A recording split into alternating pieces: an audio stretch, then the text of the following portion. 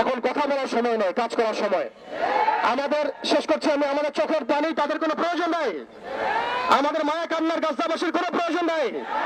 গাজাবাসীর প্রয়োজন অর্থনৈতিক সাপোর্ট, গাজাবাসীর প্রয়োজন সামরিক সাপোর্ট, গাজাবাসীর প্রয়োজন এমন একটা জাইশ, এমন একটা ফোর্স যেটা বাহির থেকে গিয়ে বাইতুল মুকাদ্দাসকে উদ্ধার করবে ইনশাআল্লাহ। আর আপনারা ভবিষ্যৎবাণী শুনে রাখবেন, ইনশাআল্লাহ আযজা ওয়া জাল আল্লাহ রাব্বুল আলামিনের এই বান্দাদের মধ্যেই এমন একটা জাইশ, এমন একটা দল আল্লাহ পাক সৃষ্টি করে দিবেন ইনশাআল্লাহ, যেই দল, যেই জাইশকে পৃথিবীর কোন সেনাবাহিনী থামাতে পারবে না ইনশাআল্লাহ। শেষ পর্যন্ত তারা বাইতুল মুকাদ্দাস মুক্ত করেই ছাড়বে ইনশাআল্লাহ। শুধু সময়ের অপেক্ষা।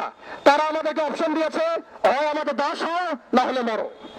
শেষ কথা, তারা আমাদেরকে অপশন দিয়ে দিয়েছে, হয় আমরা তাদের দাসত্ব করবো, না হলে মরবো। আমরাও বলে দিচ্ছি, আমরা দাসত্ব করবো না।